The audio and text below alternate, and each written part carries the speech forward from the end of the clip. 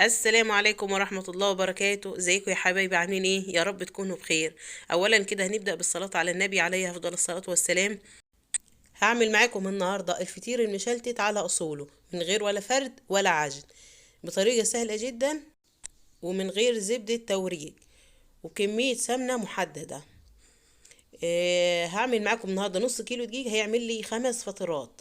النص كيلو هنحط عليه رشة من الملح، وهياخد معانا كوبايتين الا ربع من المية.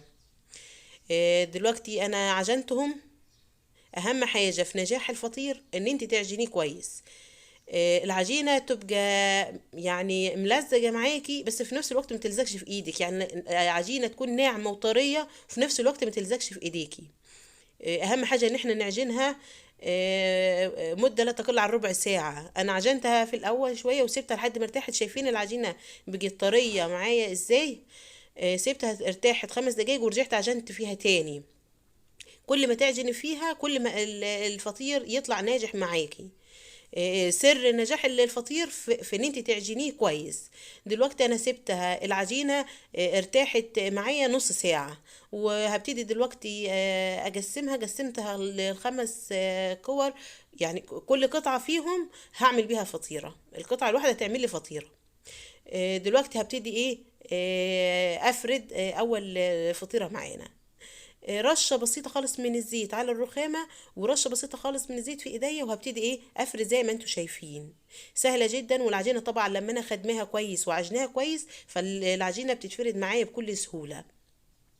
وعادي يعني لو العجينه كده اتقطعت منك حاجات بسيطه زي ما انتم شايفين كده، عادي مش هتاثر على الفرد بتاعها ولا هتاثر على التوريج بتاعها. هتطلع معاكي مورجه باذن الله، وسهله جدا، وكميه سمنه يعني لا تذكر. يعني الفطيره الواحده هتاخد معلقه واحده من السمنه. انا بقطعها بالطريقه دي كده، وبدهنها بعد كده بالسمنه زي ما انتم شايفين، وابتدي اطبق جوانب الفطير على بعض زي ما انتوا شايفين، وادخلها كده لجوه واعيد نفس الحركة كده بالظبط زي ما انتوا شايفين. سهلة جدا بقى، ولا فرد ولا توريج ولا كل ايه المشكلة اللي بتتعمل دي. لا، ده بسهولة خالص زي ما انتوا شايفين. ومش هتاخد معاكي 5 دقايق وانت واقفة كده تكوني فردت الكمية كلها وخلصتيها.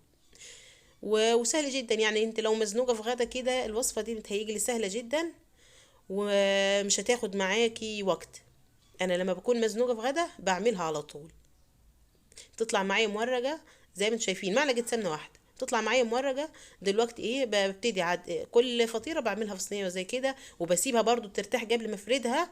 بسيبها ترتاح في الصينية ربع ساعة، بعد كده ببتدي افردها وبدخلها على فرن سخن، درجة حرارة متوسطة، شغال الفرن والشواية، وبتابعها على طول ما بسيبهاش. ما بتاخدش معايا، ما بتكملش معايا في الفرن كل فطيرة 7 دقايق او 9 دقايق بالكتير يعني، وبتكون استوت معايا. سهلة جدا، ان شاء الله هتعجبكم. شايفين بقى؟ طريقة جدا ومورقة، ان شاء الله هتعجبكم. ما تنسيش بقى لو الوصفة عجبتك تدعميني باللايك. والسلام عليكم ورحمة الله وبركاته.